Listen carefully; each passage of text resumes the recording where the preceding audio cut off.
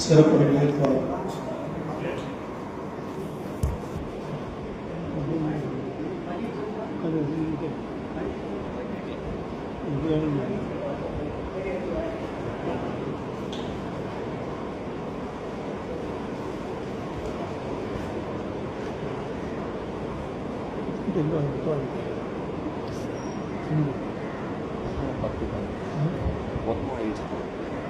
Assalamualaikum warahmatullahi wabarakatuh. Nahmaduhu wa nusalli ala rasulihil karim. Qala Allah subhanahu wa ta'ala an sha'ni habibihi ta'lima wa takrima. Inna Allaha wa malaikatahu yusalluna 'alan nabi. Ya ayyuhalladzina amanu sallu 'alaihi wa sallimu taslima. اللهم صل على سيدنا مولانا محمد وعلى آل سيدنا محمد وبارك وسلم عليه. اللهم صل على سيدنا محمد وعلى آل سيدنا محمد وبارك وسلم عليه. اللهم صل على سيدنا محمد الذي قرنت البركة بذاته ومحيا وتعطرت العوالم بطيب ذكره ورضاه. قال تعالى أيضا اقتربت الساعة وانشق القمر. رب اشرح لي صدري ويسر لي أمري واحلل عقدة من لساني يفقهوا قولي. إن أريد إلا الإصلاح ما استطعت وما توفيقي إلا بالله عليه توكلت وإليه أنيب. قال سبحانك لا علم لنا إلا ما علمتنا ولا معرفة إلا ما علمتنا إنك أنت العليم الحكيم. அளவிலா அருளும் நிகரில்லா அன்புடைய எல்லாம் வல்ல அல்லாஹ் ஜல்லஷானஹு வ தஆலா ஒருவனுக்கு அனைத்து புகழும் உரித்தாகட்டுமாக. ஆமீன்.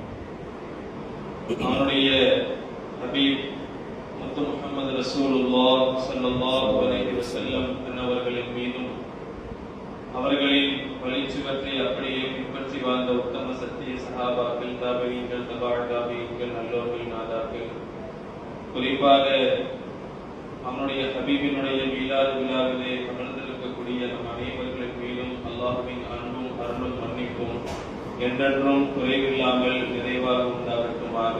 ஆமீன். அல்லாஹ்வினுடைய அளப்பெரும் கிருபையால் ரபியுல் அவல் என்று சொல்லப்படுகின்ற வசந்தம் நிறைந்த ஒரு மாதத்திலே அல்லாஹ் ஜல்லஷானஹு வ தஆலா நம்மை எல்லாம் ஒன்று சேர்த்து அமர வைத்திருக்கின்றார். இதே போல நாளை வறுமை நாளில் ஜன்னத்துல் ஃபிர்தௌஸ் என்கின்ற உயர்தரமான சொர்க்கத்தில் பெருமானார் ஸல்லல்லாஹு அலைஹி வஸல்லம் அன்னவர்களோடு தங்கக்கூடிய பாக்கியவான்களாக அல்லாஹ் நம் அனைவர்களையும் ஆக்கி அருள் புரிவாராக. ஆமீன். கண்ணியத்திற்குரிய அல்லாஹ்வின் நல்லடியார்களே, அல்லாஹ் ஜல்லஷானஹு வ தஆலா மனிதர்களை படைத்து அவர்களை வழிநடத்துவதற்காக நபிமார்களை இந்த உலகத்திற்கு அனுப்பி வைத்தார். அந்த நபிமார்களின் மூலமாக அவர்கள் அல்லாஹ்வை அடைந்து கொள்ள வேண்டும் என்கின்ற ஒரு நோக்கத்தில் அல்லாஹ் ஜல்லஷானஹு வ தஆலா சில நபிமார்களுக்கு வேதங்களை கொடுத்து அவர்களை வழிநடத்த செய்தார். இன்னும் சில நபிமார்கள் வேதங்கள் ஏதும் இல்லாமல் ஒரு சில சுகுப்புகளை கொண்டு அவர்கள் இந்த சமுதாயத்தை வழிநடத்தினார். இருந்த போதிலும் நம்மோடு வாழ்ந்து கொண்டிருந்த ஒரு மனிதர், பிறந்ததிலிருந்து நம்மோடு வாழ்ந்து கொண்டிருந்த ஒரு மனிதர் திடீரென்று நான் அல்லாஹ்வின் அடியார், நான் அல்லாஹ்வின் தூதர், நான் ஒரு நபி என்று சொன்னால் யாராலும் அவ்வளவு சீக்கிரம் ஏற்றுக்கொள்வதற்கு தயாராக இருக்க மாட்டார். அவ்வளவு சீக்கிரம் ஏற்றுக்க மாட்டார். அதற்காக வேண்டிய அல்லாஹ் ஜல்லஷானஹு வ தஆலா நபிமார்களுக்கு முஅஜிஸா என்று சொல்லப்படக்கூடிய அற்புதங்களை அல்லாஹ் வழங்கினார். மற்ற மனிதர்களால் செய்ய முடியாத காரியத்தை, கற்பனையால் எண்ணி பார்க்க முடியாத காரியத்தை அந்த நபி செய்கின்ற பொழுது அதன் மூலமாக அவர்கள் இஸ்லாத்திற்குள் வர வேண்டும் என்கின்ற ஒரே நோக்கத்தில் தான் அல்லாஹ் ஜல்லஷானஹு வ தஆலா இந்த முஅஜிஸாக்களை நபிமார்களுக்கு தந்திருந்தார். அதன் அடிப்படையில் நிறைய பேரற்புதங்கள் நமக்கெல்லாம் தெரியும். சையதுனா மூசா அலைஹிஸ்ஸலாத்து வஸ்ஸலாம் அன்னவர்களுக்கு அல்லாஹ் பெரும் அற்புதங்களை கொடுத்திருந்தான். அவர்கள் கையிலே ஒரு தடியை வைத்திருப்பார்கள். அந்த தடியின் மூலமாக பல்வேறு காரியங்களை அவர்கள் செய்வார்கள். அவர்கள் அந்த தடியை கொண்டு பாறாங்கல்லிலே அடித்தால் அதிலிருந்து நீர் ஊற்று வரும். அதே குச்சியை எடுத்து கடலிலே அடித்தால் அந்த கடல் இரண்டாக பிளந்து அவர்களுக்கு வழிவிடும். இப்படி பல்வேறு விதமான ஆற்றலை சையதுனா மூசா அலைஹிஸ்ஸலாத்து வஸ்ஸலாம் அவர்களுக்கு அல்லாஹ் தந்திருந்தார். அதே போல நமக்கெல்லாம் தெரியும் சையதுனா சுலைமான் அலைஹிஸ்ஸலாத்து வஸ்ஸலாம் அவர்களுக்கு அல்லாஹ் ஜல்ல ஷானஹு தஆலா மிருகங்களின் இடத்திலே பேசக்கூடிய அந்த ஆற்றலை, பறவைகள், ஜின்கள் என அனைத்தும் அவர்களுக்கு கட்டுப்பட்டு நடக்கக்கூடிய ஒரு ஆற்றலை அல்லாஹ் சுலைமான் அலைஹிஸ்ஸலாம் அவர்களுக்கு அல்லாஹ் தந்திருந்தார். காற்றை வசப்படுத்துகின்ற ஒரு ஆற்றல். ஒரு மாத காலம் செல்ல வேண்டிய தூரத்தை வெறும் அரை மணி நேரத்தில் காற்றின் உதவியை கொண்டு அவர்கள் சென்றடைந்து விடுவார்கள். இப்படிப்பட்ட ஒரு ஆதிக்கத்தை அல்லாஹ் சுலைமான் அலைஹிஸ்ஸலாத்து வஸ்ஸலாம் அவர்களுக்கு கொடுத்திருந்தார். சையதுனா ஈசா அலைஹிஸ்ஸலாத்து வஸ்ஸலாம் அவர்களுக்கு அல்லாஹ் பல முஅஜிசாக்களை கொடுத்தான். அதிகமான முஅஜிசாவை அவர்களுக்கு கொடுத்தான். எப்படி என்றால், அந்த காலத்திலே அதிகமான நபர்கள் குஷ்ட நோயால் பாதிக்கப்பட்டவர்கள், வெண்குஷ்டத்தால் பாதிக்கப்பட்ட அதிகமான நபர்கள் அவர்களுடைய சமுதாயத்திலே வாழ்ந்து வந்தார்கள். அப்ப ஈசா அலைஹிஸ்ஸலாம் அவர்கள் தொட்டாலே அவருடைய கரம் அவருடைய உடலிலே பட்டால் அந்த நோய் இல்லாமல் ஆகிவிடும், அந்த நோய் காணாமல் போய்விடும். இப்படிப்பட்ட ஒரு பெரும் ஆற்றலை அல்லாஹ் அவர்களுக்கு தந்திருந்தார். ஏன், மரணித்து போன ஒரு ஜனாசாவிடத்திலே அவர்கள் எழுந்து உட்கார என்று அவர்கள் சொன்னால் அல்லாஹ்வுடைய உதவியை கொண்டு அந்த ஜனாசா எழுந்து உட்காரும். அவருடைய பேர் என்ன, அவங்க அத்தாவுடைய பேர் என்ன, எல்லாத்தையும் சொல்லிட்டு மறுபடியும் கபருக்குள் உபயோகப்படுத்தும். இப்படிப்பட்ட ஒரு பேராற்றலை சையதுனா ஈசா அலைஹிஸ்ஸலாம் அவர்களுக்கு அல்லாஹ் தந்திருந்தார். ஆனால் அவர்கள் தந்த ஈசா அலைஹிஸ்ஸலாம் அவர்களை ஏற்க மறுத்திருந்தார்கள். ஏற்றிருந்தும் அவர்களுடைய மறைவிற்கு பிறகு, அவர்கள் இந்த கண்ணை விட்டு மறைந்ததற்கு பிறகு நிறைய நபர்கள் மாறி போயும் இருக்கிறார்கள்.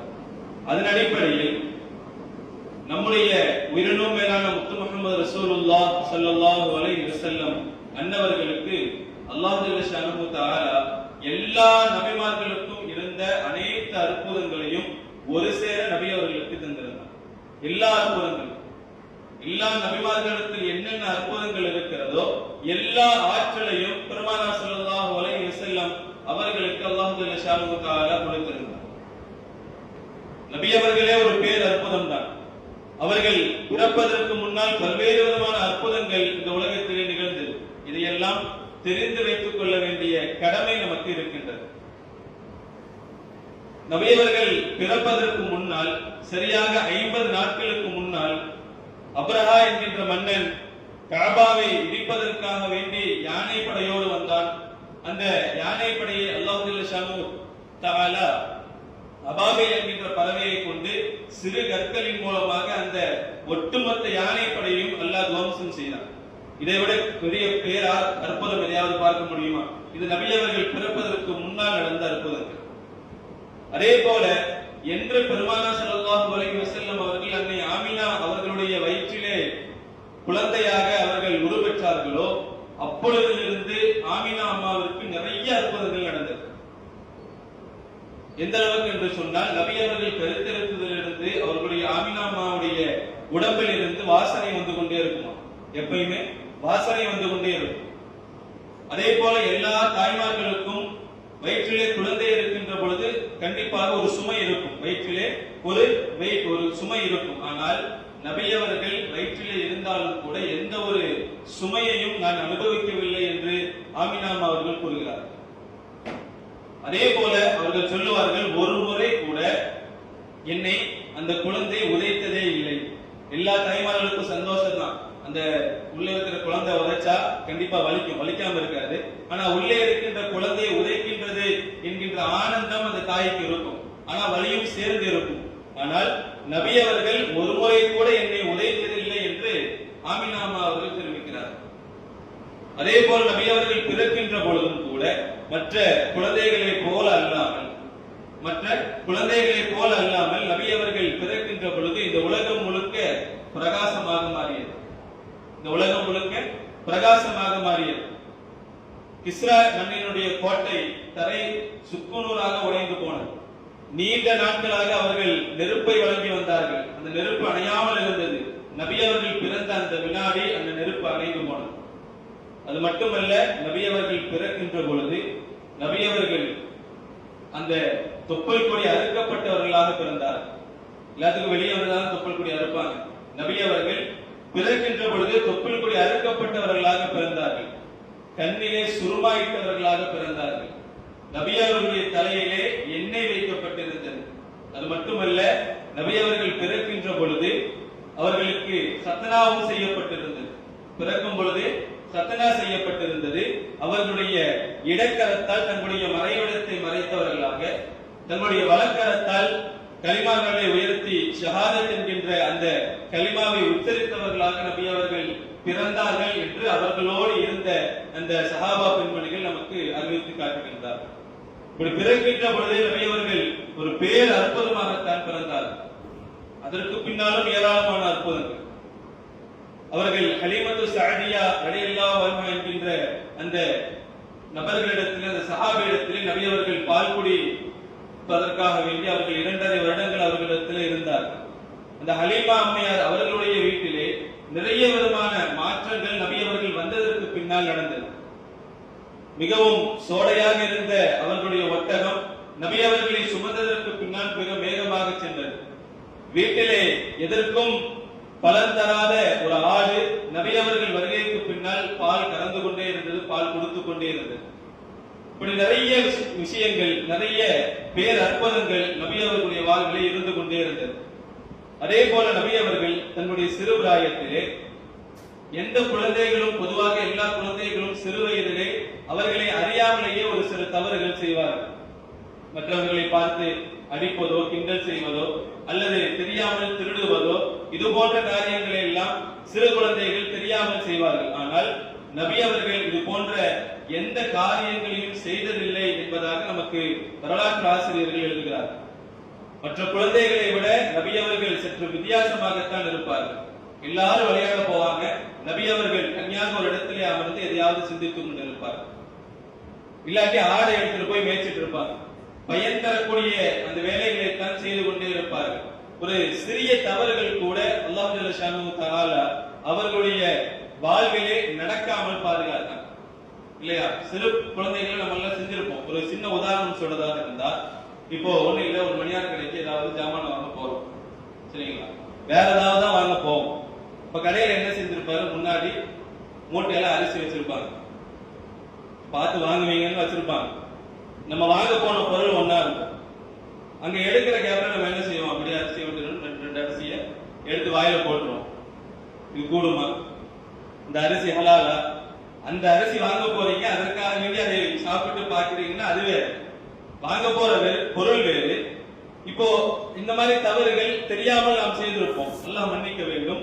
இது போன்ற சின்ன சின்ன தவறுகள் கூட நபி அவர்களுடைய வாழ்விலே நடந்ததில்லை. ஒரு சிறிய உதாரணம், அந்த காலத்திலே காபாவிலே ஒரு கட்டுமானம் வேலை நடைபெறுகிறது. ஏதோ உடஞ்சிருச்சு, எல்லாரும் வேலை செஞ்சுட்டு இருக்கிறாங்க. எல்லா நபர்களும் காபாவிற்காக வேண்டி வேலை செய்து கொண்டிருக்கிறார்கள். நபி அவர்களும் கற்களை தூக்கி கொண்டு செல்கிறார்கள், சின்ன பிள்ளையா இருக்கும். அப்படி தூக்கி கொண்டு செல்கின்ற பொழுது அவர்களை அறியாமலேயே அவர்களுடைய கீழாரை அவிழ்ந்து விழுந்து விடுகிறது. தலையில கல்லு வச்சிருக்கிறாங்க, கீழே வேட்டி அவிழ்ந்துருச்சு, நபி அவங்களால பிடிக்க முடியல. கீழே அந்த உடை கீழே விழுவதற்கு முன்னாலேயே அல்லாஹ் ஜல்ல ஷானஹு தஆலா அவர்களுக்கு மயக்கத்தை கொடுத்தான். நபி அவர்கள் மயங்கி விழுந்து விட்டார்கள். ஆனால் எந்த ஒரு நபரும் நபி அவர்களுடைய அந்த மறைவிடத்தை பார்த்ததாக இல்லை. எல்லாரும் கீழே விழுந்தாங்க, பையனுக்கு என்னாச்சுன்னு போய் பார்க்க போனாங்க, ஆடை மேல விழுந்துருச்சு. அந்த மறைவான உறுப்பு யாரிடத்திலும் வெளிப்படவே இல்லை. இன்னொரு உதாரணம், அந்த காலத்திலே அதிகமாக கோயில் திருவிழாக்கள் நடக்கும் அந்த அரபிலே, அங்கே பாட்டு கச்சேரிகள் எல்லாம் நடக்கும். அப்பொழுது எல்லாரும் வீட்டிலே செல்கிறார்கள் என்பதற்காக வேண்டி நபி அவர்களையும் அழைத்து செல்கிறார்கள். சிறு வயதிலே நபி அவர்கள் வந்து கொண்டேதான் இருக்கிறார்கள். ஒரு எல்லையில, பஸ் ஸ்டாண்ட்ல ஒரு ஸ்பீக்கர் போட்டிருக்காங்கன்னா ஒரு எல்லைக்கு அப்புறம் தான் நமக்கு சவுண்ட் கேட்கும். அந்த சத்தம் எந்த எல்லைக்கு கேட்கிறதோ அந்த எல்லை வருவதற்கு முன்னாலேயே நபி அவர்களுக்கு மயக்கம் வந்துருச்சு. நபி அவர்களை அழைத்து கொண்டு வீட்டுக்கு கொண்டு வந்து வச்சுட்டாங்க, மறுபடியும் எதிர்த்து உட்கார்ந்தாங்க. எதற்காக வேண்டிய அல்லாஹ் தடுத்தான்? அந்த சப்தத்தை கூட நபி அவர்கள் கேட்டுவிடக் கூடாது என்பதற்காக வேண்டி இது போன்ற நிறைய அற்புதங்கள் நபி அவர்களுடைய இளமை பருவத்திலும் சரி வாலிப பருவத்திலும் அல்லாஹ் ஜல்ல ஷானஹு தஆலா நிகழ்த்தி காட்டினார். அதற்கு நபி அவர்கள் 40 வயதிலே அவர்களுக்கு நபித்துவம் கிடைக்கப்பட்டதற்கு பின்னால் நபி அவர்கள் திடீரென்று நம்மோடு வளர்ந்து கொண்டிருந்த ஒரு நபர் திடீரென்று தான் நபி என்றும் இறைவனுடைய தூதர் என்றும் சொல்கின்ற பொழுது அந்த மக்கத்து காபிர்கள் மறுக்க நிறைய முயற்சி செய்தார்கள், மறுத்தார்கள். அப்போ நிறைய அற்புதங்களை பெருமானார் ஸல்லல்லாஹு அலைஹி வஸல்லம் அவர்கள் நினைத்திருந்தால் காட்டியிருக்கலாம். ஆனால் நபி அவர்கள் ஒரு சில விஷயங்களை மாத்திரம் அவர்கள் கேட்டதற்காக வேண்டி காட்டினார்கள். அப்போ அதில் மிக பிரபலமான ஒரு காரியம் தான் பெருமானார் ஸல்லல்லாஹு அலைஹி வஸல்லம் அவர்களுக்கு அல்லாஹ் ஜல்ல ஷானஹு தஆலா வானத்தை வசப்படுத்தி கொடுத்திருந்தார். வானத்தினுடைய ஆற்றல் பெருமானார் ஸல்லல்லாஹு அலைஹி வஸல்லம் அவர்களிடத்திலே இருந்தது. அப்போ நீங்கள் நபி என்று நாங்கள் நம்ப வேண்டும் என்று சொன்னால் எங்களுக்கு ஏதாவது அத்தாட்சிகளை ஏதாவது அற்புதங்களை நீங்கள் செய்து காட்டுங்கள் அப்படின்னு நம்ம கேட்கலாம்னு சொல்லி அந்த மக்கத்து காபிர்கள் எல்லாம் ஒரு இடத்துல உட்கார்ந்து மசூரா செய்யறாங்க. என்ன செய்ய சொல்லி சொல்லலாம், இவரை முகமதை எதை செய்ய சொல்லி சொல்லலாம், ஒரு நாள் செய்யவே முடியாது, அப்படிப்பட்ட ஒரு காரியத்தை சொல்லுங்கன்னு எல்லாத்தையும் மசூரா கேட்கிறாங்க. அப்ப அதுல ஒருத்தர் சொல்றாரு, நம்ம வேணா முகமது சூரியனை கொண்டு வந்து கையில கொடுக்க சொல்லலாமா, சூரியனை கையில் கொடுக்க சொல்லலாமா அப்படின்னு ஒருத்தர் கேட்கிறார். உடனே இன்னொருத்தர் சொல்றாரு, முகமது பண்ணாலும் பண்ணிடுவாரு, சூரியன் கையில வந்துச்சுன்னா நீ உன்னால விரோட இருக்க முடியுமா, அப்போ அது வேணாம். அவர்களுடைய மனதிலே முகமது செய்வார் என்கின்ற அந்த உண்மை தன்மையும் நம்பிக்கையும் இருந்தது. ஆனால் வெளியிலே அவர்கள் காட்டிக் கொள்ளவில்லை. அப்பதான் அபூ ஜஹல் சொல்றான், நம்ம வேணா என்ன செய்யலாம், சந்திரனை நிலவை பிளந்து காட்ட சொல்லலாம், அது அவரால் முடியாது அப்படின்னு சொல்லி அந்த மஷூராவிலே முடிவு செய்யப்பட்டு ஒரு மலைக்கு அழைத்து வரப்படுகிறார்கள். அந்த மலைக்கு மேலே இருந்து நபி அவர்கள் செய்கை காட்டுகிறார்கள். அல்லாஹ்வுடைய உத்தரவின் அடிப்படையில் அந்த சந்திரன் இரண்டாக பிளக்கிறது. கிழக்கே ஒரு பகுதியும் மேற்கே ஒரு பகுதியும் சென்று விழுகிறது. மீண்டும் நபி அவர்கள் கையை அசைக்கிறார்கள். அந்த இரண்டு நிலவும் ஒன்றாக சேர்ந்து விட்டது. இது அல்லாஹ் குர்ஆனிலேயும் வன்ஷக்கல் கமர், நிலவு பிளந்து விட்டது என்றெல்லாம் அல்லாஹ் ஜல்ல ஷானஹு தஆலா இந்த அத்தாட்சியை பற்றி குறிப்பிடுகிறார். இதை பார்த்த அடுத்த நொடியில் அவர்கள் சொன்ன வார்த்தை என்னன்னா, வா எவ்வளவு பெரிய மேஜிக்காரா இருக்காரு, யார தன்னுடைய கண்களுக்கு முன்னால் நிலவு இரண்டாக பிளக்கப்படுகிறது. எல்லாரும் பார்க்கிறாங்க, அங்க இருக்கிற எல்லாரும் பார்த்தார்கள். ஏன் மக்காவில் மாத்திரமல்ல, வெளியூரில் இருந்து நிறைய நபர்கள் பார்த்ததாகவும் நிறைய நபர்கள் சொல்லி இருக்கிறார்கள்.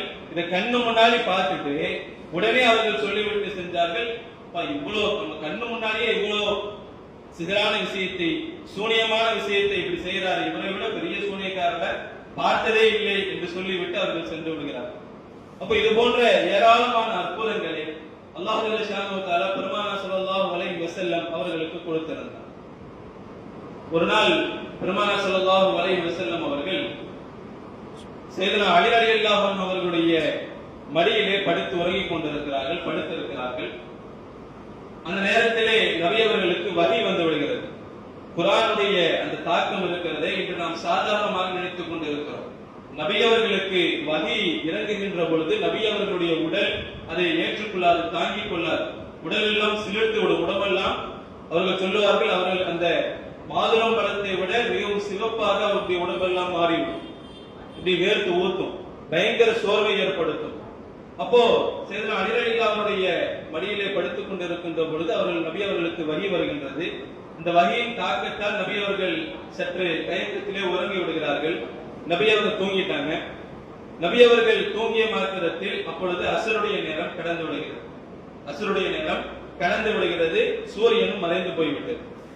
நபி அவர்கள் தூக்கத்திலே இருந்து எழுந்து பார்க்கிறார்கள். அலி ரலியல்லாஹு பார்த்து கேட்கிறாங்க, அலியே அஸ்ர் என்னாச்சு? கேட்ட கேள்வி, நபியே அலியே அஸ்ர் என்னாச்சு? அப்போ அலி ரலியல்லாஹு சொன்னாங்க, யா ரசூலுல்லாஹ், நீங்க அசந்து தூங்கிட்டு இருந்தீங்க, உங்களை எழுப்புவதற்கு எனக்கு மனமில்லை, அதனால் நான் உங்களை எழுப்பவில்லை என்று சொல்கிறார்கள். அப்போ அலி ரலியல்லாஹு அவர்கள் பார்க்கிறார்கள், நபி அவர்கள் எந்திரித்து நின்று அந்த சூரியனுக்கு ஆணையிடுகிறார்கள். மறைந்த சூரியன் மீண்டும் வெளியே வந்தது. நபி அவர்களும் சஹாபாக்களும் அஸ்ரை தொழுதார்கள். மீண்டும் அந்த சூரியன் மறைந்தது என்பதாக நாம் வரலாறுகளை பார்க்கிறோம். இப்படி ஏராளமான அற்புதங்களை அல்லாஹ் அவர்களுக்கு நபி அவர்களுக்கு அல்லாஹ் ஜல்ல ஷானுஹு தஆலா வழங்கியிருந்தார். அதே போல நபி அவர்களுக்கு மலையை வரவழைக்கக்கூடிய அந்த ஆதிக்கம். மக்காவிலே கடுமையான பஞ்சம் ஏற்பட்டிருக்கிறது. நபி அவர்கள் ஒரு நாள் ஜும்மாவிலே பிரசங்கம் செய்து கொண்டிருக்கின்ற பொழுது ஒரு நபர் வருகிறார். யா ரசூலல்லாஹ், மிகவும் பஞ்சமாக இருக்கிறது, ஊர்ல மழையே இல்லை, ஊரில் மழையே இல்லை, மிகவும் பஞ்சமாக இருக்கிறது என்று கேட்ட மாத்திரத்தில் பெருமானார் ஸல்லல்லாஹு அலைஹி வஸல்லம் அவர்கள் துஆ செய்கிறார்கள். நபி அவர்கள் கையை இறக்குவதற்கு முன்னால் வெளியே மழை வர ஆரம்பித்து விட்டது. பயங்கரமான மழை வந்தது. ஒரு நாள் 2 நாள் இல்ல, ஒரு வாரம் தொடர்ந்து மழை பெய்து கொண்டே இருந்தது. அதனுடைய தாக்கம் ஊர் எல்லா பக்கமும் தண்ணியா ஓடும், ஆறா ஓடும், வெள்ளமாக ஓடுகிறது.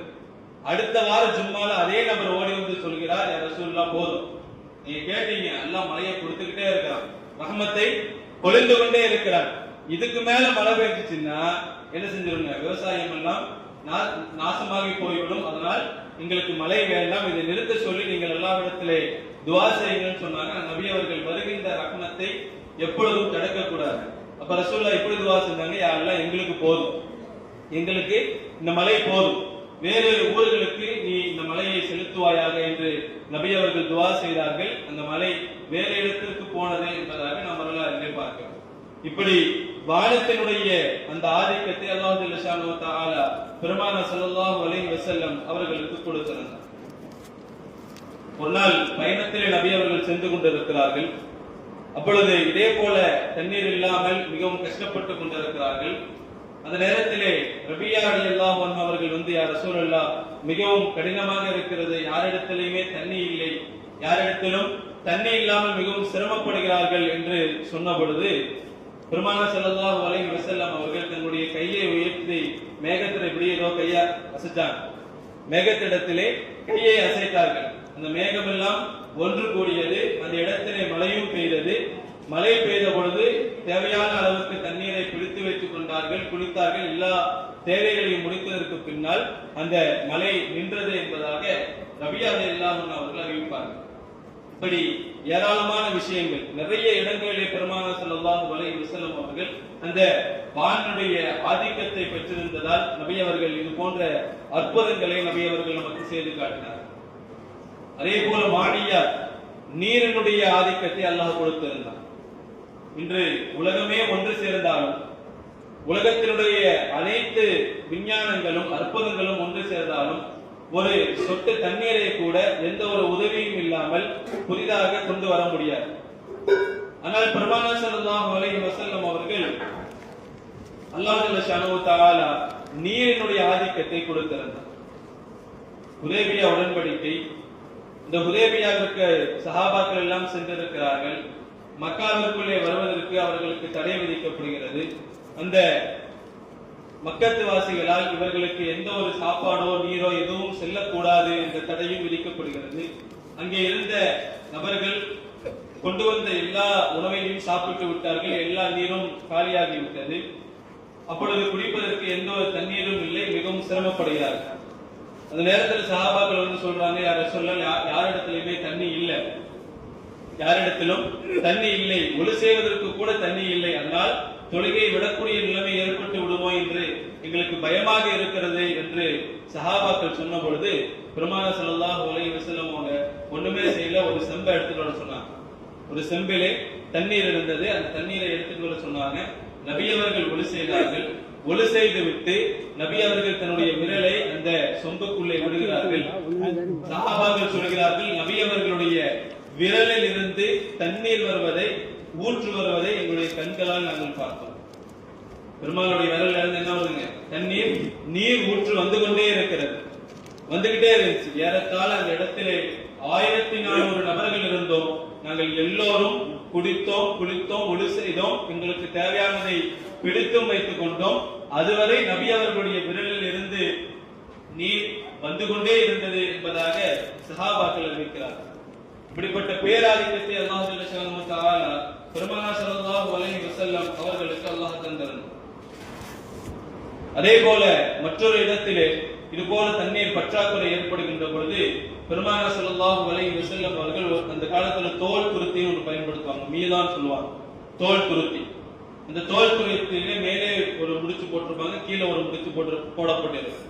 அதுல பெருமானார் ஸல்லல்லாஹு அலைஹி வஸல்லம் அவர்கள் நீரடங்கி இருந்த இந்த தோல் துருத்தை எடுத்து வர சொல்லி நபி அவர்கள் அந்த மேலே கட்டப்பட்டிருந்த ஒரு முடிச்சை அவிழ்த்து அதிலே ஒளி செய்து விட்டு நபி அவர்கள் அதிலே தங்களுடைய உமிழ் நீரை துப்பினார்கள். நபி அவர்கள் உமிழ் நீரை துப்பினார்கள்.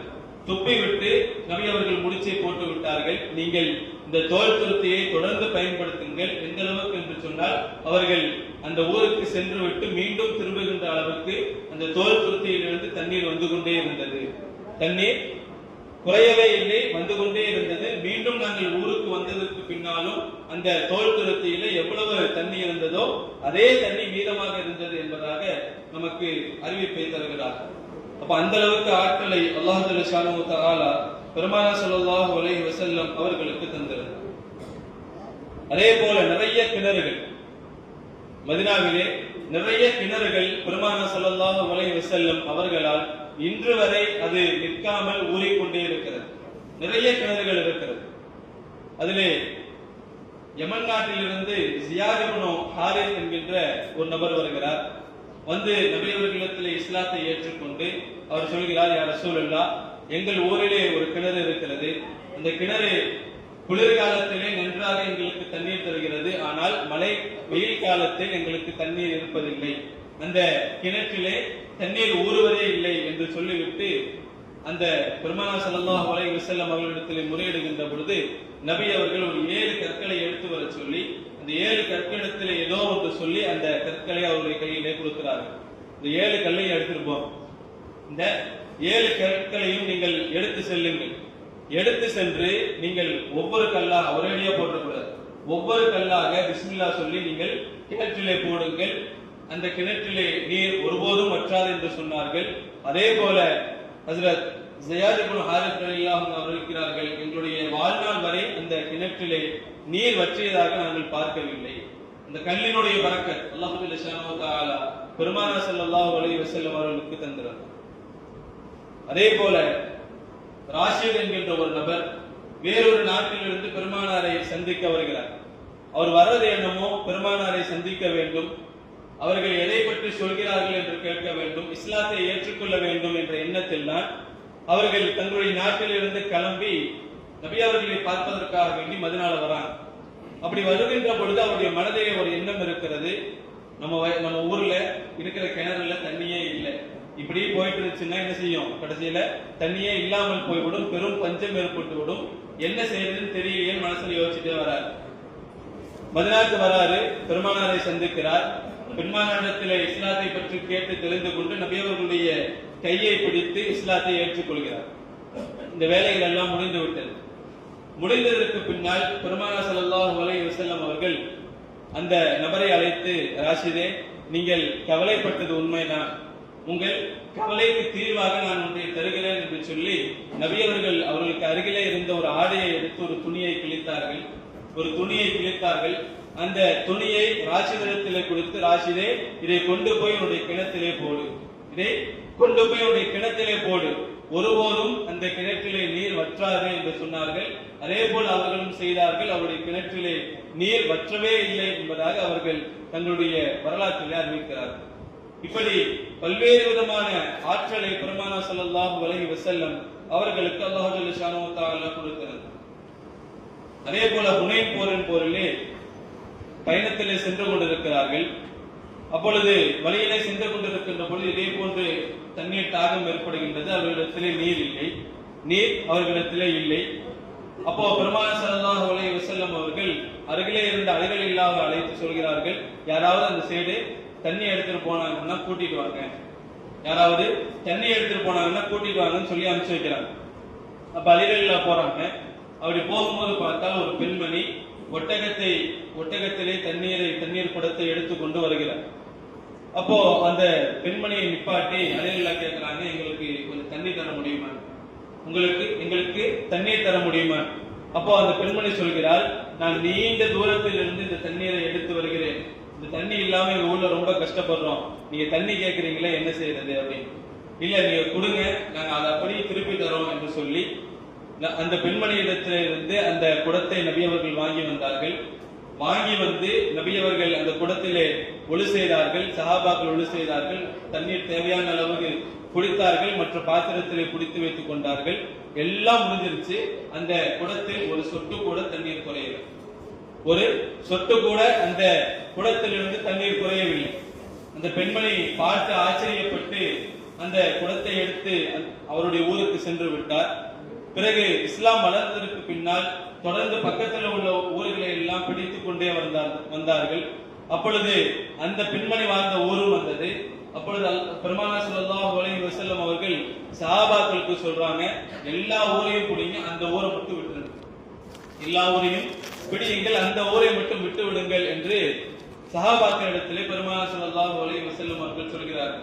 அப்பொழுது அந்த பெண்மணி சொன்னால் அந்த ஊரிடத்திலே, பாருங்கள், நான் முஹம்மதிற்கு தண்ணி கொடுத்ததன் காரணமாக முஹம்மது நம்முடைய ஊரை மட்டும் பிடிக்காமல் விட்டு விட்டார் என்று சொன்ன பொழுது அந்த ஊர் மக்கள் முழுக்க நபி அவர்களிடத்திலே வந்து கலிமாவை சொல்லி இஸ்லாத்தை ஏற்றார்கள் என்பதாக வரலாறு சொல்லி காட்டுகின்றார். அப்போ இதிலே நாம் புரிந்து கொள்ள வேண்டிய விஷயம் என்னவென்றால், நபி அவர்களுடைய அற்புதங்களை பார்த்து இஸ்லாத்தை ஏற்றுக்கொண்டவர்களை விட நபி அவர்களுடைய அந்த தன்மை, மற்ற மக்களிடத்திலே நடந்து கொண்ட அந்த தன்மைகளை பார்த்து நிறைய நபர்கள் இஸ்லாத்திலே வந்திருக்கிறார்கள் என்பதை நாம் தெளிவாக விளங்கிக் கொள்ள முடிகிறது. அதே போல உணவுகளுடைய ஆதிக்கத்தையும் அல்லாஹ் சுப்ஹானஹு வ தஆலா பெருமானார் ஸல்லல்லாஹு அலைஹி வஸல்லம் அவர்களுக்கு தந்தார். அகல் போர் இஸ்லாத்திலே மிகவும் கஷ்டப்பட்டு, அதாவது இதுவரை இல்லாத ஒரு புதிய முறையிலே வெற்றி கிடைத்தது என்று சொன்னால் அது அகல் போர் என்று சொல்லக்கூடிய அந்த கந்தக் யுத்தம். இந்த கந்தக் யுத்தத்திலே ஹஜ்ரத் சல்மான் ஃபாரிசி ரலியல்லாஹு அன்ஹு அவர்களுடைய ஆலோசனையின் அடிப்படையில் ஊரை சுற்றி குழியை தோண்டி அந்த போரில் இருந்து அவர்கள் பாதுகாக்கப்பட்டார்கள். அப்போ ஊரை சுற்றி என்ன செய்யறாங்க? குழியை தோண்டி கொண்டே இருக்கிறார்கள். பெருமானார் ஸல்லல்லாஹு அலைஹி வஸல்லம் அவர்களும் அங்கே பாறைகளை உடைத்து குழியை தோண்டி கொண்டிருக்கிறார்கள். சஹாபாக்களுக்கெல்லாம் கடுமையான பசி. ஏறத்தாழ 1000 நபர்களுக்கு மேலாக அந்த இடத்துல வேலை செய்து கொண்டிருக்கிறார்கள். அப்போ ஒரு சஹாபி வந்து காட்டுறாரு, தன்னுடைய ஜிப்பாவை தூக்கி காட்டாரு, வயிற்றிலே ஒரு கல்லை கட்டி இருக்கிறார். ரசூலுல்லாஹ், என்னால பசியை தாங்க முடியல அப்படின்னு. அப்ப பெருமானார் ஸல்லல்லாஹு அலைஹி வஸல்லம் அவர்கள் தங்களுடைய ஆடையை தூக்கி காட்டினார்கள். நபி அவர்கள் 2 கற்களை கட்டி இருந்தார்கள். அந்த அளவுக்கு கடுமையான பசி. இதை பார்த்துக் கொண்டிருந்த ஜாபிர் ரலியல்லாஹு அன்ஹு அவர்கள், பெருமானார் ஸல்லல்லாஹு அலைஹி வஸல்லம் அவங்க ரொம்ப கஷ்டப்படுறாங்க, பசியின் காரணமாக மிகவும் கடினப்படுகிறார்கள், அதனால் அவங்களுக்கு ஏதாவது உணவு கொடுக்கலாம்னு சொல்லி வேகமா வீட்டுக்கு போறாரு. ஜாபிர் ரலியல்லாஹு வீட்டுக்கு சென்று தன்னுடைய மனைவியிடத்தில் கேட்கிறார்கள், ஏதாவது சாப்பிட்றதுக்கு இருக்கா அப்படின்னு கேட்கும்போது அவருடைய மனைவி சொல்கிறார், கொஞ்சோண்டு மாவு இருக்கு, ரொட்டி சுடுறதுக்கு கொஞ்சோண்டு மாவு இருக்கு, கொஞ்சோண்டு கறி இருக்கு, இதை வைத்து குழம்பு செய்து விடலாம், இதை கொண்டு ரொட்டி செய்து விடலாம் அப்படின்னு சொல்லிட்டாங்க. சரி, நீ அதற்கான வேலையை நீ தயார் செய், நான் பெருமானாரை அழைத்து விடுகிறேன் என்று மீண்டும் அந்த களத்திற்கு ஜாபிர் இல்லாம ஓடியாடுறாங்க. வந்த ரசூல்லாட்ட யாருக்கும் கேட்க, சுற்றி சஹாபாக்கள், எப்ப ரசூல்லா இருந்தாலும் நபி அவர்களை சுற்றி சஹாபாக்கள் இருந்து கொண்டே இருப்பார். அப்போ எல்லாத்துக்கும் கேட்டுச்சுன்னா 1000 பேருக்கு சாப்பாடு தருவதுங்கிறது சாதாரண விஷயமே இல்லை. அப்போ பெருமானார் ஸல்லல்லாஹு அலைஹி வஸல்லம் அவர்களுக்கு மாத்திரம் கேட்பது போல ஜாபிர் ரலியல்லாஹு காதுல போய் குசுகுசுன்னு சொல்றாங்க, ரசூலுல்லாஹ் வீட்டுல கொஞ்சம் சாப்பாடு இருக்கு, நீங்க வந்தீங்கன்னா சாப்பிட்டு போயிடலாம் அப்படின்னு. பெருமானார் ஸல்லல்லாஹு அலைஹி வஸல்லம் என்ன செஞ்சாங்க? எந்திரிச்சுட்டு, சஹாபாக்களே, ஜாபிர் வீட்டுல எல்லாத்துக்கும் சாப்பாடு போறாங்க, எல்லாரும் வாங்கன்னு கூப்பிட்டாங்க. ஜாபிர்லாக்கு பயம் வந்துருச்சு, ஆஹா, வீட்டுல இருந்ததே கொஞ்சோண்டு மாவு, இதை வச்சு இத்தனை பேருக்கு எப்படி சாப்பாடு போறதுன்னு ரசூலுல்லாஹ், நீங்க வாங்க, நம்ம தான் முன்னாடி போறதுன்னு சொல்லி வேகமா ஓடுறாரு. வேகமாக செல்கிறார். போய் மனைவி கிட்ட சொல்றாங்க, இப்படி ஆயிடுச்சு, நான் போய் ரசூலுல்லாஹ் மட்டும்தான் கூப்பிட்டேன், ரசூலுல்லாஹ் மொத்த பேரையும் கூட்டிட்டு வராங்க, 1000 பேருக்கு மேல இருக்கிறாங்க, என்ன செய்யறது இப்போ அப்படின்னு பதட்டப்படுறாரு ஜாபிர் அலி. உங்களுடைய மனைவி கேட்டார்கள், உங்கள்கிட்ட சொன்னது யாரு? உங்களிடத்திலே சொன்னது யார்? ரசூலுல்லாஹ் தான் சொன்னாங்க. அவங்களை எல்லாம் கூப்பிட்டது நீங்களா ரசூலுல்லாஹ்? நான் கூப்பிடல, ரசூலுல்லாஹ் தான் கூப்பிட்டாங்க. ரசூலுல்லாஹ் தான் கூப்பிட்டாங்க, ரசூலுல்லாஹ் தான் கூப்பிட்டாங்க. விடுங்க, ரசூலுல்லாஹ் பார்த்துக்குவாங்க, நீங்கள் விடுங்கள், ரசூலுல்லாஹ் பார்த்துக்குவாங்க. அந்த பெண்மணியுடைய இந்த ஈமான் அந்த அளவுக்கு பலமாக இருந்தது. அப்போ நபி அவர்கள் வருகிறார்கள், ஜாபிர் வீட்டுல போறாங்க. அந்த அடுப்படிக்கு போய் அந்த மாவு இருக்கிறது, அந்த மாவு உருண்டை பிடித்து வைக்கப்பட்டு இருக்குது ரொட்டி சுடுறதுக்காக வேண்டி. அந்த மாவுக்கு மேல ஒரு துணியை ரசூலுல்லாஹ் போடுறாங்க, கையை உள்ள விடுறாங்க, ஏதோ பண்றாங்க, கையை எடுத்துட்டாங்க. கையை எடுத்துட்டு சொன்னாங்க, இந்த துணியை எடுக்காதீங்க, கையை மட்டும் உள்ள விட்டு மாவை எடுத்துக்கிட்டே இருக்கு. அதே மாதிரி குழம்புட்ட போனாங்க, லைட்டா அந்த மூடியை தள்ளி வச்சுட்டு நம்ம ஓதுனாங்க, நம்ம பண்ணாங்க. இந்த மூடியை ஃபுல்லா ஓபன் பண்ணிடாதீங்க, பாதி திறந்துருக்கணும், அப்படியே சால்னா எடுத்து ஊத்திக்கிட்டே இருக்கு. வரலாற்றிலே வருகிறது, 1000 நபர்களும் வந்து அந்த உணவை வயிறு நிரம்ப சாப்பிட்டு விட்டு சென்றார்கள். அந்த துணியை அவங்க தூக்கவே இல்லை, கையை வர்றாங்க, உள்ள இருந்து என்ன மாவு வந்துகிட்டே இருக்கு. அப்படி வந்துச்சுன்னா பிரச்சனையே இல்லை, ரேஷன் கடையில் போய் கோதுமை வாங்கி விற்க தேவையில்லை. அப்போ பெருமானாருடைய பரக்கத்தால் வந்து கொண்டே இருந்தது. அத்தனை நபர்களும் சாப்பிட்டார்கள். சாப்பிட்டு முடிச்சதற்கு பின்னால் அந்த துணியை தூக்கி பார்க்கறாங்க, எப்படி மாவு இருந்துச்சோ அதே மாதிரி இருக்கு. மறுபடியும் அந்த மூடியை திறந்து பார்க்கறாங்க, எவ்வளவு குழம்பு இருந்துச்சோ அந்த குழம்பு அப்படியே இருந்தது. நபி அவர்களுடைய பரக்கத் அந்த அளவுக்கு பெருமானார் ஸல்லல்லாஹு அலைஹி வஸல்லம் அவர்கள் உணவினுடைய பரக்கத்தை அல்லாஹ் ஜல்ல ஷானஹு தஆலா அவர்களுக்கு தந்திருந்தார். அதே போல நாம் கேள்விப்பட்டிருப்போம், நபி அவர்கள் அவர்களுடைய வீட்டிலே பல நாட்கள் 2 மாதம் காலங்களுக்கு மேலாக வீட்டிலே அடுப்பு மூட்டப்படவில்லை, சமைக்கப்படவில்லை. இந்த கஷ்டம்லாம் இருக்கு. இதே கஷ்டம் அவர்களுடைய பிள்ளையான ஃபாத்திமா ரலியல்லாஹு அன்ஹா அவர்களுக்கும் இருந்தது. அப்ப ஃபாத்திமா ரலியல்லாஹு அன்ஹா அவர்களுடைய வீட்டிற்கு ஒரு நாள் பெருமானார் ஸல்லல்லாஹு அலைஹி வஸல்லம் அவர்கள் செல்கிறார்கள். ரொம்ப பசியில செல்றாங்க. போய் கேட்கிறாங்க, அம்மாவே ஃபாத்திமாவே ஏதாவது சாப்பிடுறதுக்கு இருக்கா, ஏதாவது சாப்பிடுவதற்கு இருக்கிறதா என்று கேட்கின்ற பொழுது ஃபாத்திமா ரலியல்லாஹு சொல்றாங்க, யா ரசூலுல்லாஹ், உங்க கதை தான் எங்களுக்கும், உங்கள் கதை தான் எனக்கும் இல்லையா? எப்படி இருளக தலைவரின் பிள்ளை, அவர்களுக்கு வீட்டிலே சாப்பிடுறதுக்கு ஒண்ணுமே இல்லை, அலிரலில்லா பசியோடு இருக்கிறார்கள். தங்களுடைய பேர குழந்தைகள் ஹசன் ஹுசைன் இடையில்லா பசியோடு இருக்கிறார்கள். அப்ப இப்ப ரசூல்லா வந்து கேட்கும் போது ஃபாத்திமா எங்களால தாங்க முடியல, ரசூல்லா வீட்டுல எதுவுமே இல்லை ரசூல்லா அப்படின்னு சொல்லிடுறாங்க. சரிமான்னு சொல்லிட்டு ரசூல்லாவும் கிளம்பி போயிடுறாங்க. நபி அவர்கள் சென்ற ஒரு சில வினாடிகளில் வேறொரு நபரிடத்திலிருந்து, வேறொரு குடும்பத்திலிருந்து ஒரு 2-3 ரொட்டியும் கொஞ்சோன்னு குழம்பும் அவர்களுக்கு ஹதியாவாக வருகிறது. ஒரு 2-3 ரொட்டி இருக்கும். அப்ப ஃபாத்திமா எல்லாருக்கும் ஒரே சந்தோஷம். அப்ப ஹசன் ஹுசைன் ரலியல்லாஹு கூப்பிட்டு வேகமா போய் தாத்தாவை கூட்டிட்டு வாங்க, வேகமா போய் தாத்தா, இவங்களே பசியில இருக்கிறாங்க. ஆனால் ஃபாத்திமா எல்லாம் என்ன செஞ்சாங்க, நீங்க போய் தாத்தாவை கூட்டிட்டு வாங்க, ரொட்டி இருக்குது சாப்பிடலாம். அப்போ அந்த ரொட்டியை தூக்கி கொண்டே என்ன செய்யறாங்க, போய் கூப்பிடலாம்னு சொல்லி ஹசன் ஹுசைன் ரலியல்லாஹு வேகமா ஓடுறாங்க. நபி அவர்களை நோக்கி செல்ல செல்ல ஒவ்வொரு எட்டுக்கும் ஒவ்வொரு ரொட்டி அதிகமாயிட்டே இருக்கு, ஒவ்வொரு ரொட்டி அதிகமாகி கொண்டே இருக்குது. கடைசியில போய் கூப்பிட்டாங்க, இந்த மாதிரி அம்மா கூப்பிட்டாங்க, சாப்பிட கூப்பிட்டாங்க. போனவங்க திரும்பி வந்துட்டாங்க. திரும்பி வந்து பார்த்தா ஒண்ணுமே புரியல. கொண்டு போனது 3 ரொட்டி, திரும்பி வந்திருக்கிறது 40 ரொட்டி. 40 ரொட்டிகள் திரும்பி வந்திருக்கு. அப்போ இதை பார்த்து விட்டு அவங்க குடும்பமும் சாப்பிட்டார்கள், நபி அவர்களும் சாப்பிட்டார்கள். நபி அவர்களுடைய பரக்கத்தினால் இது போன்ற காரியங்களும் நிகழ்ந்தது என்பதை நாம் தெரிந்து கொள்ள வேண்டும். அதே போல வரலாற்றிலே நிறைய ஹதீஸ்களை அறிவித்த செய்தனா அபூ ஹுரைரா ரலியல்லாஹு அன்ஹு அவர்கள், நீங்க ஹதீஸ் கிதாபை திறந்து பார்த்தீங்கன்னா அவர்களுடைய பேர் இல்லாமல் இருக்காது.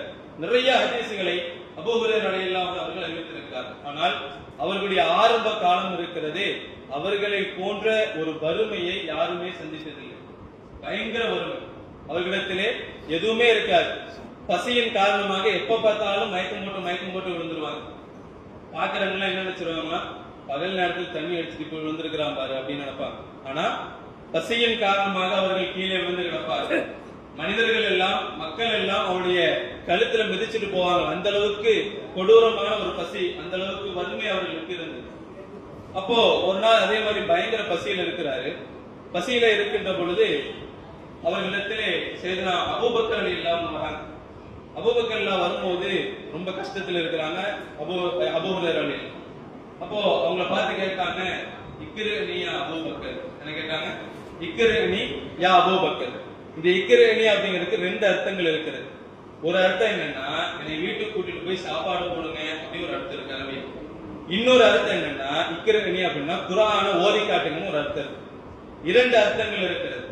அப்போ அபூபக்கர் ரலியல்லாஹு வந்து இக்ரினி அபூபக்கர்னு அபூ ஹுரைரா ரலியல்லாஹு சொன்னதை ஓதி காட்ட தான் சொல்றாரு. குர்ஆன் ஓதி காட்ட கேட்கும் போது நம்ம ஓதாம இருக்க முடியுமான்னு உட்கார்ந்து பிஸ்மில்லான்னு சொல்லி பக்ரா சூரா ஓத ஆரம்பிச்சிட்டாரு. பக்ரா சூரா ஓத ஆரம்பித்து விட்டார். ஒருத்தர் குர்ஆன் ஓதும் போது நிப்பாட்டவும் சொல்ல முடியாது. இவர் எதுக்கு சொன்னாரு, எனக்கு பசிக்குது கொண்டு போய் சாப்பாடு போடுங்கன்னு கேட்டத தவறாக விளங்கிக் கொண்டு அவர்கள் ஓதுறாங்க. பக்ரா சூரா ஃபுல்லா ஓதி முடிச்சிட்டாங்க. ஓதி முடித்து விட்டார்கள். பசி தாங்க முடியல, எந்திரிச்சும் போயிட்டாங்க. மீண்டும் அவர்கள் அதே இடத்துல அமர்ந்திருக்கிறார்கள். சரி, நான் உமர் ரலியல்லாஹு அவங்க வராங்க. அவங்கள்ட்டையும் கேட்கிறாங்க, இக்ரினி யா உமர். உமர்ல சொன்னாங்க, வந்து உட்கார்ந்து பிஸ்மில்லா சொல்லி அடுத்த சூரா ஆல இம்ரான் சூரா ஓத ஆரம்பிச்சிட்டாங்க. இவரா நெளியிறாரு. ஆஹா, பசின்னு சொல்லி கூப்பிட்டா குரான் ஓதிட்டு இருக்கிறாங்களே. சரி, குரான் ஃபுல்லா ஓதி முடிச்சாச்சு. அவரு எழுந்து போயிட்டாரு. மூணாவதா ரசூல்லா வராங்க. இவர் தயங்கிட்டே கேட்கிறாரு, இக்ரினி யா ரசூலல்லாஹ். அவருக்கு மனசுல இருக்குது, குரான் கொஞ்சோன்னு தெரிஞ்சவங்களே பக்ராவும் ஆல இம்ரான் சூராவும் ஓதிட்டு போயிட்டாங்க. ரசூலுல்லாஹ்க்கு ஒட்டுமொத்த குரானும் தெரியும். ஓத ஆரம்பிச்சா நம்ம நிலைமை என்ன ஆகுறது அப்படின்னு கேட்ட போது நபி அவர்களுக்கு தெரியும் இல்லையா, மனசுல எதை வச்சு கேட்கிறாங்கன்னு தெரியும். உடனே ரசூலுல்லாஹ் சொல்றாங்க, அபூ ஹுரைராவே, அபூபக்கர் மாதிரி உமர் மாதிரி நான் செய்ய மாட்டேன், வாங்க வீட்டுக்கு கூட்டு போயிட்டாங்க. வீட்டுக்கு அழைத்து சென்றார்கள். வீட்டுக்கு அழைச்சிட்டு போய் வீட்டுல என்ன இருக்குன்னு கேட்டாங்க. ஒரு டம்ளர் பால் இருந்தது. இப்ப பாலை எடுத்துட்டு வந்தாங்க. பாலை எடுத்து வந்தவுடன் வந்து கையில வச்சிருக்கிறாங்க. அபூ ஹுரைரா வெயிட் பண்ணிட்டு இருக்காங்க. ரசூலுல்லாஹ் நம்ம கொடுப்பாங்க, குடிக்கலாம் அப்படின்னு. பொதுவா நபியவர்களுக்கு பழக்கம் இருக்கிறது. நபியவர்கள் குடித்து விட்டு சஹாபாக்களுக்கு கொடுப்பார்கள். அதிகமாக எல்லா சஹாபாக்களும் குடித்து முடித்ததற்கு பின்னால் நபியவர்கள் குடிப்பார். அப்ப கண்டிப்பா ரசூலுல்லாஹ் இன்னைக்கு நம்ம கொடுத்துருவாங்கன்னு அபூ ஹுரைரா வெயிட் பண்ணிட்டு இருக்காங்க. வெளியே அந்த டம்ளரை எடுத்துட்டு வந்த ரசூலுல்லாஹ் சொன்னாங்க, அபூ ஹுரைராவே, உனைய மாதிரியே வெளியே நிறைய பேரு உனைய மாதிரியே பசியில் இருக்கிறாங்க, நீ மட்டும் பசியில் இல்லை. அவங்க எல்லாத்தையும் கூப்பிட்டு எல்லாத்துக்கும் பால் கொடுக்கலாம். இவருக்கு ஒண்ணுமே புரியுது. ஒரே ஒரு டம்ளர் பால் இருக்குது, வெளியே 80 பேர் இருக்கிறாங்க, 80 பேர்த்தையும் கூப்பிடுங்கன்னு எல்லாத்தையும் 80 பேர்த்தையும் உள்ள கூப்பிட்டாச்சு. 80 பேரும் வந்து விட்டாரு. இப்ப என்ன செய்வாங்கன்னா, பொதுவா ரசூலுல்லாஹ் இப்படி வலது பக்கத்துல வந்து கொடுக்க ஆரம்பிப்பாங்க. அப்ப அபூ ஹுரைரா 80 பேர்த்தையும் நிக்க வச்சுட்டு விவரமா போய் என்ன செஞ்சாரு, ரசூலுல்லாஹ் பக்கத்துல வலது பக்கத்துல போய் நின்றார். ஃபர்ஸ்ட் எனக்கு தான் வரும் பாலு, எனக்கு தான் வரும், முடக்குன்னு மொத்த டம்ளரையும் கொடுத்து முடிச்சிடலாம், மிச்சம் 80 பேர் என்னமோ வரட்டும் அப்படின்னு ரெடியா நிக்கிறாரு. எப்பயுமே வளமையா ரசூலுல்லாஹ் வலது பக்கத்துல கொடுக்கறவங்க அன்னைக்கு பார்த்து லெஃப்ட் சைடு கொடுத்துட்டாங்க, இடது பக்கத்துல கொடுத்து விட்டாங்க. எல்லாரும் குடிக்கிறாங்க. யாரு? அபூ ஹுரைராவுக்கு தாங்க முடியல, என்னடா இது எல்லாரும் குடிக்கிறாங்க. மொத்த நபர்களும் குடித்து முடித்தார்கள். கடைசியா ரசூலுல்லாஹ்ட்ட வந்துச்சு. ரசூலுல்லாஹ்வும் குடிச்சாங்க. குடிச்சிட்டு அபூ ஹுரைராட்ட கொடுக்கறாங்க. எந்த அளவுக்கு பால் ஆரம்பத்தில் இருந்ததோ அதே அளவுக்கு அந்த பரக்கத் அந்த பாலிலே இருந்தது. அபூ ஹுரைரா ரலியல்லாஹு அன்ஹு அவர்கள் குடித்தார்கள். குடித்து முடித்ததற்கு பின்னால் அபூ ஹுரைரா இன்னும் குடினாங்க, இன்னும் குடி குடிச்சு யார் ரசூலுல்லாஹ் இதுக்கு மேல குடிச்சா வயிறு வெடிச்சிடும் சொல்ற அளவுக்கு அவர்கள் குடித்தார்கள் என்பதாக நாம் வரலாற்றிலே பார்க்கிறோம். ஆக இவ்வளவு பெரிய ஆற்றல். இதுல இன்னும் பிரபலமான ஒரு சம்பவம், அபூ ஹுரைரா ரலியல்லாஹு இதே மாதிரி ரசூலுல்லாஹ் ஒரு தடவை கேட்கறாங்க, ரசூலுல்லாஹ் ரொம்ப பசியா இருக்கு. அப்ப ரசூலுல்லாஹ் என்ன செஞ்சாங்கன்னா, ஒரு பைய கொடுத்து பையில 21 பேரிச்சம்பழத்தை உள்ள போட்டு கொடுக்குறாங்க. 21 பேரிச்சம்பழத்தை பையில உள்ள போட்டு கொடுக்குறாங்க. அதை வாங்கினதுல இருந்து அபூ ஹுரைரா இல்லாம அந்த பைய கட்டினதே இல்லை. எல்லா இடத்துலயும் எடுத்துட்டு போயிடுவாங்க. குளிக்கும் போது, பாத்ரூம் போகும்போது அதை விடவே மாட்டாங்க கீழே. எந்த அளவுக்குன்னு சொன்னா, அந்த பையில கையை விட்டு எடுத்து கொடுத்துக்கிட்டே இருப்பாங்க. அவங்களும் சாப்பிடுவார்கள். கிட்டத்தட்ட 2000 கிலோக்கு மேலாக பேரித்தம்பழத்தை நான் தர்மம் செய்திருக்கிறேன். எதுல இருந்து? அந்த பையிலிருந்து நான் தர்மம் செய்திருக்கிறேன் என்று அபூ ஹுரைரா சொல்றாங்க. கொடுத்துக்கிட்டே இருக்கிறாங்க. பெருமானாருடைய காலம் முடிந்தது. நபி அவர்கள் வஃபாத் ஆகிறார்கள். அபூபக்கர்ல காலம் வருது, இன்னும் அந்த பையிலிருந்து பேரித்தம்பழம் வந்து நிக்கல. உமர் ரலியல்லாஹுடைய காலம் வருது, அப்பொழுதும் அந்த பேரித்தம்பழம் நிற்கவில்லை. உஸ்மான் ரலியல்லாஹுடைய காலத்திலேயும் தொடர்ந்து அந்த பையை வைத்துக் கொண்டே இருக்கிறார்கள். அப்போ ஒரு போர்க்களம் நடைபெறுகிறது. உஸ்மான் ரலியல்லாஹு அவர்கள் ஷஹீதாகிறார்கள். ஒட்டுமொத்த சஹாபாக்களுக்கும் உஸ்மான் ரலியல்லாஹு அவர்கள் மரணித்து விட்டார்கள் என்ற சோகம் மிகவும் பயங்கரமாக இருந்தது. அப்போ அபூ ஹுரைரா ரலியல்லாஹு அந்த போருக்கு போயிருக்கும் போது அந்த பை எங்கேயோ தொலைஞ்சு போயிருச்சு. அந்த பை தொலைந்து போய்விட்டது. அவர் பதறிக்கிட்டே சுத்துறாரு. அப்ப சொன்னாரு, எல்லோருக்கும் ஒரு சோகம் தான், உஸ்மான் ரலியல்லாஹு ஷஹீதாக்கப்பட்டு விட்டார்கள் என்று ஒரு சோகம் தான், ஆனால் எனக்கு மட்டும் 2 சோகம். ஏன்னா இத்தனை வருடமாக பெருமானார் ஸல்லல்லாஹு அலைஹி வஸல்லம் அவர்கள் எனக்கு கொடுத்த அந்த பையை நான் துளைத்து விட்டேனே என்கின்ற அந்த பதற்றத்திலே அவர்கள் சுத்தினார்கள் என்பதாக நாம் பார்க்கிறோம்.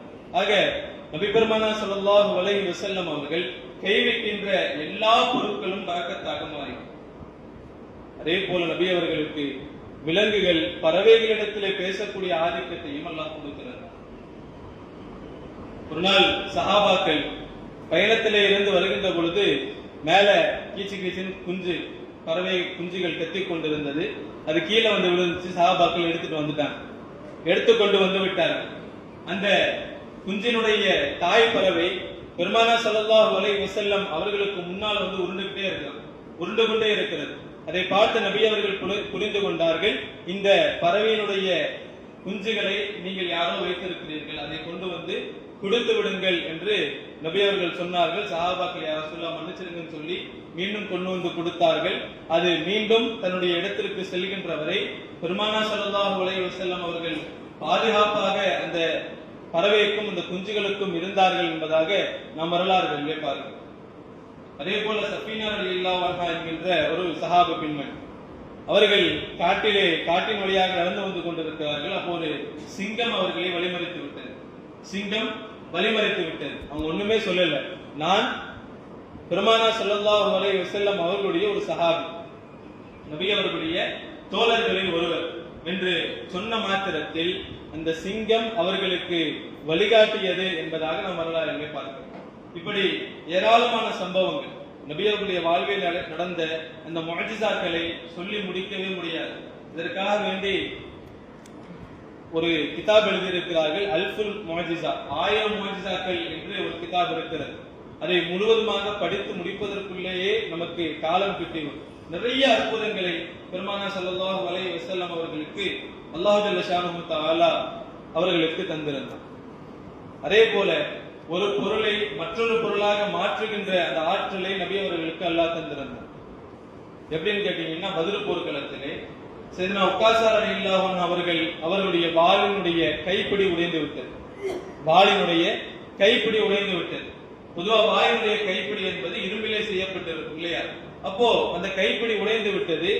அந்த வாளை தூக்க முடியாத ஒரு நிலை ஏற்படுகிறது. பெருமானாரிடத்தில் வருகிறார்கள், யா ரசூலுல்லாஹ், என்னுடைய வாளின் கைப்பிடி உடைந்து விட்டது யா ரசூலுல்லாஹ் என்று சொல்லுகின்ற பொழுது நபி அவர்கள் அருகிலே இருந்த ஒரு மரக்கட்டையை எடுத்து அந்த இடத்திலே வைத்தார்கள். அந்த வாளினுடைய பக்கத்திலே வைத்தார்கள். அது இரும்பாக மாறியது. அந்த கட்டை இரும்பாக மாறியது. அதை கொண்டு அவர்கள் போர் புரிந்தார்கள் என்பதாக நாம் பார்க்கிறோம். அதே போல நமக்கெல்லாம் தெரிந்த ஒரு பிரபலமான ஒரு சம்பவம், பெருமானார் ஸல்லல்லாஹு அலைஹி வஸல்லம் அவர்கள் பொதுவாக ஜும்மாவிலே ஒரு மரக்கட்டையின் மீது சாய்ந்து நின்று நபி அவர்கள் குத்துபா செய்வார்கள். இப்ப இருக்கிற மிம்பர் படிக்கிற மாதிரி ஒரு மரக்கட்டையின் மீது சாய்ந்து நின்று நபி அவர்கள் குத்துபா செய்கின்ற பழக்கம் இருக்கிறது. இப்ப நபி அவர்கள் அந்த மரக்கட்டை ரொம்ப சின்னது, நபி அவர்களுக்கு ஒரு கம்ஃபர்ட்டா இல்லாத மாதிரி இருந்துச்சு.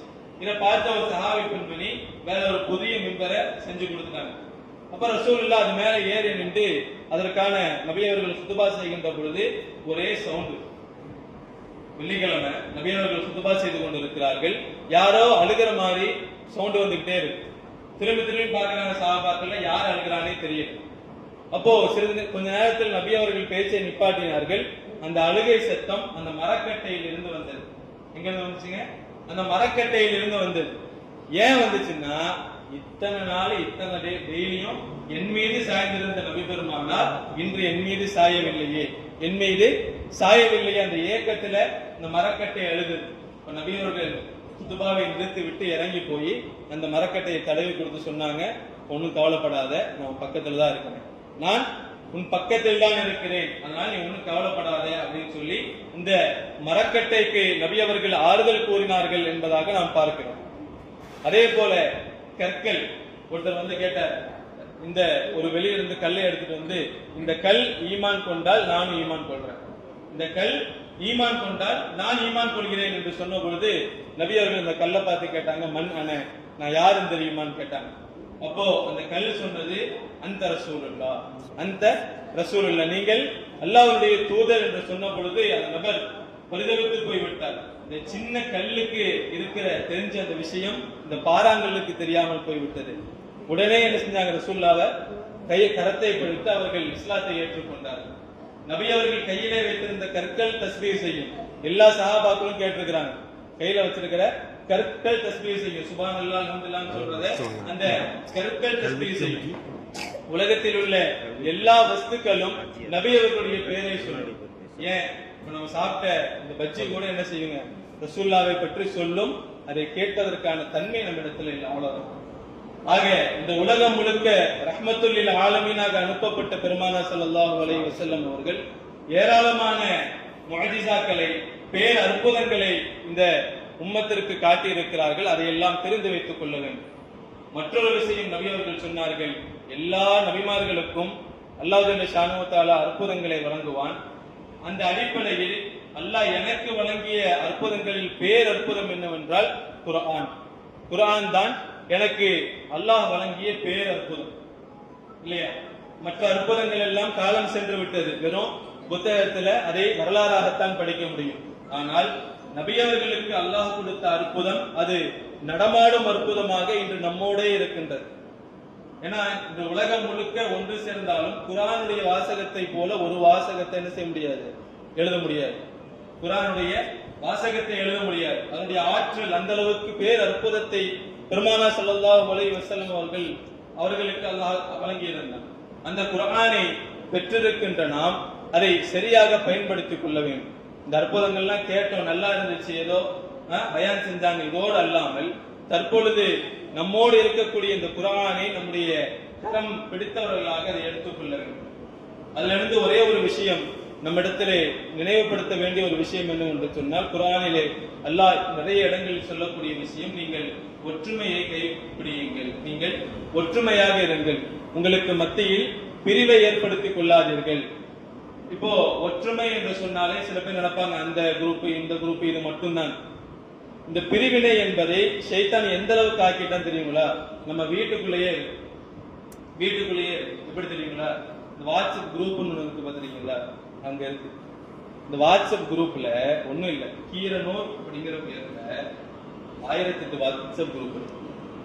இதுல இருக்கிறவரு அதுல இருக்க மாட்டாரு, அவங்க கேங்கு அந்த குரூப்ல இருக்காரு, அந்த கேங்கு இந்த குரூப்ல இருக்காரு. இப்படி இதற்குள்ளேயும் பிரிவினை. ஏன் சொந்த வீட்டுக்குள்ள எல்லாரும் இருப்பாங்க, மருமக்கமார்கள் இருப்பாங்க. அப்ப பிளான் பண்ணுவாங்க, ஏய் மருமக்கமார் வேணாம், அண்ணன் தம்பி அம்மா அத்தா நம்ம ஒரு குரூப், நம்ம ஒரு வாட்ஸ்அப் குரூப். இப்போ மருமக்கமார் சும்மா இருப்பாங்களா? அவங்க தனியா போடுறாங்களா? மருமகள்லாம் சேர்ந்து நம்ம ஒரு வாட்ஸ்அப் குரூப். இப்படி நம்முடைய வீட்டிற்குள்ளேயும் பிரிவினையை கொண்டு வந்து விட்டான் ஷைத்தான். இந்த விஷயத்திலிருந்து நாம் மிகவும் தெளிவாக இருக்க வேண்டும், இதிலிருந்து வெளிவர வேண்டும். அல்லாஹ் ஜல்ல ஷானஹு வ தஆலா ஒற்றுமை என்கின்ற அந்த கயிறை நம்முடைய கையிலே கொடுத்திருக்கின்றான். அதற்கு குர்ஆனையும் நமக்கு கையிலே கொடுத்திருக்கின்றான். பெருமானார் சொன்ன அந்த பேர் அற்புதமான அந்த குர்ஆனை நாம் பற்றி பிடித்தால் நிச்சயம் அல்லாஹ்வுடைய பொருத்தமும் நமக்கு கிடைக்கும், பெருமானார் ஸல்லல்லாஹு அலைஹி வஸல்லம் அவர்களுடைய பொருத்தமும் நமக்கு கிடைக்கும். அதே போல இன்னொரு விஷயம், நாம் இப்பொழுது சொன்ன எல்லா விஷயங்களும், இப்போ நபியாவுடைய பேர் அற்புதங்கள்னு எடுத்துட்டு வந்த பாயிண்ட்ஸ் நிறைய நேரம் பற்றாக்குறையால் சொல்ல முடியவில்லை. இது மாதிரி நிறைய அற்புதங்கள் நாம் இந்த ரபியுல் அவ்வல் மாதத்திலே ஓதக்கூடிய சுப்ஹான மௌலிதிலே இருக்கிறது. நிறைய இடங்கள்ல வரும் சுப்ஹான மௌலிதுல இந்த விஷயங்களை எல்லாம் அந்த இமாம் அவர்கள் எழுதியிருக்கிறார்கள். புர்தா ஷரீஃப் என்று சொல்லப்படக்கூடிய அந்த புர்தா ஷரீஃபிலும் நிறைய அற்புதங்கள் இருக்கு. ஏன்னா பொதுவாகவே பெருமானார் ஸல்லல்லாஹு அலைஹி வஸல்லம் அவர்களை பற்றி பேசப்படுகின்ற பொழுது ஒரு இன்பம், ஒரு லயிப் அந்த இடத்துல ஏற்படும். அதனாலதான் மௌலிது ஓதும் போது நம்மளே அறியாமலேயே, நமக்கு ஓத தெரியாட்டியும் ஹஜ்ரத் ஓதுவாங்க, அதனுடைய இன்பம் நமக்கு ஏற்படும். என்னமோ நம்மளே ஓதுற மாதிரி, நாமே அதை எழுதியதை போல ஒரு இன்பம் ஏற்படும். அதை தாண்டி அதில் உள்ள அர்த்தங்களை தெரிந்து ஓதுகின்ற பொழுது அதனுடைய இன்பமே வேறு. அதனால் அதனுடைய இன்பத்தை, அதனுடைய அந்த தாற்பயத்தை நம்முடைய பிள்ளைகளுக்கும் சொல்லித்தர வேண்டும். நம்முடைய சந்ததியர்களுக்கும் இந்த மௌலூதுகளை தொடர்ந்து ஓதுவதற்கான பயிற்சியை கொடுக்க வேண்டும், வந்து அமரச் செய்ய வேண்டும்.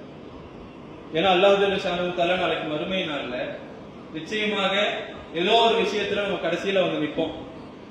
எதுவுமே கிடைக்காம ஒரு சின்ன நன்மை வேணும், ஒரு சிறிய நன்மை மட்டும் கிடைச்சா சொர்க்கத்துக்கு போயிடலாம் அப்படின்னு நிற்கும் போது நிறையாதான் வேணாம். ஒன்னே ஒண்ணு என்ன, ரசூலுல்லாஹை பற்றி பேசப்படுகின்ற அந்த பயான்ல நான் வந்து உட்கார்ந்தேன் ரசூலுல்லாஹ், நான் வந்து உட்கார்ந்தேன் அல்லாஹ், இந்த பரக்கத்தின் காரணமாக அல்லாஹ் ஜல்ல ஷானஹு தஆலா சொர்க்கத்துல தூக்கி போட்டான். மௌலூத் ஓதுறாங்க, வேற வீட்டுல ஓதுறாங்க, இல்ல பள்ளிவாசல்ல ஓதுறாங்க, மௌலூத் ஓதப்படுகிறது. அந்த மௌலூதுடைய சபையிலே பெருமானாருக்கு கட்டுப்பட்டு பெருமானாருடைய வார்த்தைகளை கேட்க வேண்டும் என்கின்ற ஆசையில் பெருமானாருடைய புகழை கேட்க வேண்டும் என்ற ஆசையில் வந்து அமர்ந்தீர்கள் அல்லவா, அந்த ஒரு நன்மை உங்களை சொர்க்கத்திற்கு கொண்டு செல்வதற்கு வாய்ப்பாக மாறிவிடும். காரணம், பெருமானார் ஸல்லல்லாஹு அலைஹி வஸல்லம் அவர்கள் நம்முடைய சமுதாயத்தை ஒருபொழுதும் நரகத்திற்கு கொண்டு செல்வதற்கு ஒருபோதும் நபி அவர்கள் விடவே மாட்டார்கள். அதே அளவிற்கு நாமும் பெருமானாரை எந்த இடத்திலும் விட்டு கொடுத்து விடவே கூடாது. எந்த அளவுக்கு நல்லா சொல்கிறான், ஹரீசுன் அலைக்கும், உங்களின் மீது சாதா காதல் எல்லாம் அல்ல, பேரின்ப காதலை நபி அவர்கள் உங்கள் மீது பித்து பிடித்தவர்களாக, யார் மேல? நம்மின் மீது நபி அவர்கள் பித்து பிடித்தவர்களாக இருந்தார்கள் என்று அல்லாஹ் குர்ஆனில் சொல்றான். அந்த அளவுக்கு நமக்காக வேண்டி பெருமானார் ஸல்லல்லாஹு அலைஹி வஸல்லம் அவர்கள் கஷ்டப்பட்டு இருக்கிறார்கள் என்று சொன்னால், நம்மின் மீது அன்பு வைத்திருக்கிறார்கள் என்று சொன்னால், அவர்களுக்காக வேண்டி என்ன செஞ்சோம், அவர்களுக்காக வேண்டி என்ன செய்தோம்? குறைந்தபட்சம் இது போன்ற பயான்களில் கலந்து கொண்டு மௌலூதுகளில் அமர்ந்து நபி அவர்களுடைய வார்த்தைகளை கேட்பதன் மூலமாக நபி அவர்களுடைய அந்த ஷஃபாஅத்தை பெறக்கூடிய பாக்கியத்தை அல்லாஹ் ஜல்ல ஷானஹு தஆலா நமக்கும் நம்முடைய சந்ததியருக்கும் அல்லாஹ் தந்தல் புரிவானாக. மேலும் பெருமானார் ஸல்லல்லாஹு அலைஹி வஸல்லம் அவருடைய கரத்தால் நாளை மஹ்ஷர் மைதானத்தில் ஹவுதுல் கௌசர் என்ற தடாகத்திலே நீரருந்தக்கூடிய பாக்கியத்தை அல்லாஹ் நம் அனைவர்களுக்கும் தந்தல் புரிவானாக. நபி அவர்களோடு சேர்ந்து ஜன்னத்துல் ஃபிர்தௌஸ் என்ற சொர்க்கத்தில் தங்கக்கூடிய பாக்கியத்தை அல்லாஹ் நம் அனைவர்களுக்கும் தந்தல் புரிவானாக. ஆமீன். வ ஆகிரு தஅவானா அல்ஹம்துலில்லாஹி ரப்பில் ஆலமீன். அஸ்ஸலாமு அலைக்கும் வ ரஹ்மத்துல்லாஹி வ பரகாத்துஹு.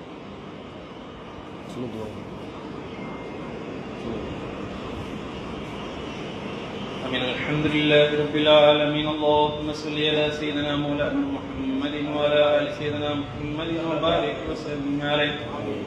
ربنا تقبل منا إنك أنت السميع العليم وتب علينا يا ربنا إنك أنت التواب الرحيم. اللهم اقض حاجاتنا وتمم نياتنا وحسن مقاصدنا واشف مرضانا برحمتك يا أرحم الراحمين. ربنا آتنا في الدنيا حسنة وفي الآخرة حسنة وقنا عذاب النار. وصلى الله تعالى وسلم على خير خلقه سيدنا محمد وعلى آله وأصحابه أجمعين والحمد لله رب العالمين. நமது கல்வி கமிட்டி உபாசாரியார் அவர்கள் பேச்சாளரை கொண்டாடி கொடுத்து கௌரவப்படுத்துவார்.